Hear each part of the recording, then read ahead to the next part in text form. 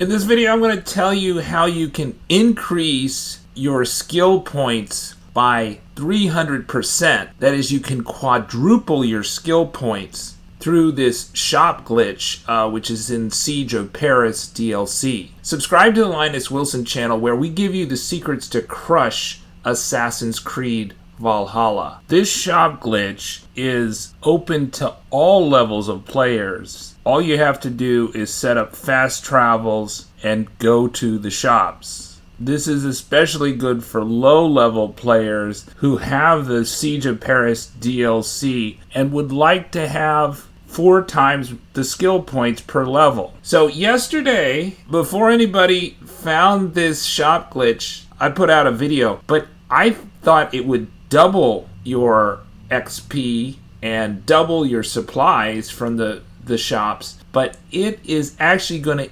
increase your XP if you're not at the max level by 300%, or you'll get 4 times the skill points with this shop glitch, and you'll also get 6 times more supplies for your upgrades or your weapons. And so that really depends on what you want to buy, but typically you're going to need leather, iron, and titanium for all the intermediate upgrades.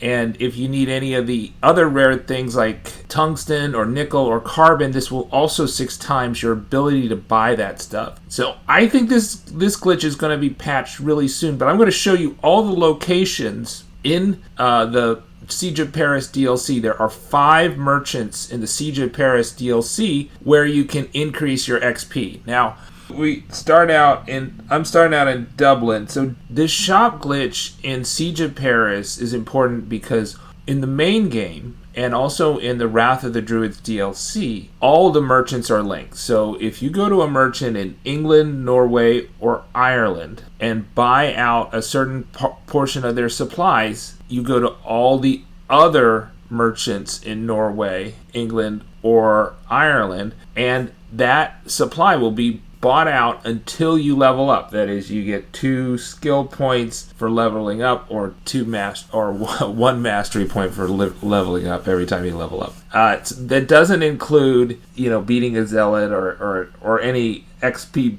boost like a scroll of knowledge leveling up. That will not reset it. It's just through getting enough XP, literally getting XP and going to the next level will reset the vendors. Well, the same thing is true in Paris, except they are not linked. So in France, there's 5 vendors. They are not linked to the England vendors, the Norway vendors, or each other. So they're going to all have their separate supplies. They're going to have their separate scrolls of knowledges. They're going to have their separate runes, and you can buy everything 6 times, essentially. You buy once in England, Norway, or Ireland, and then you buy 5 times in the Siege of Paris DLC in France, right? There's 5 vendors. The first one is in Melunius. That's the settlement of your ally. Then you've got 2 in Paris, so North Paris and South Paris, right, on each side of the river. And then you've got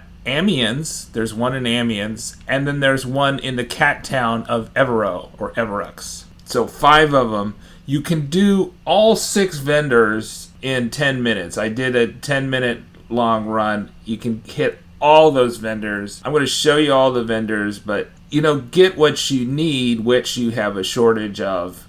For if you're like a below top level player, definitely I would say if you have the silver, get the scrolls of knowledge, and it might even be worthwhile to farm silver just to buy the scrolls of knowledge, right? And farming silver is free. You could get about 6,000 silver per hour. I'm not doing the increase XP because I'm at max level 466, my character. But if I had a character that was not at max level, say at level 200, there's suggested level for Siege of Paris, you can go there earlier than level 200, then definitely I would take advantage of this, especially if I had a lot of silver. Now you can farm silver at as fast as 6,000 per hour using spearfishing. You can see my video for that. or if you've hoarded a lot of silver from rune duplication in the past, or which is patched, or the Beggar Raven glitch, which is patched, then you definitely want to take advantage of the XP boost of the Scrolls of Knowledge. So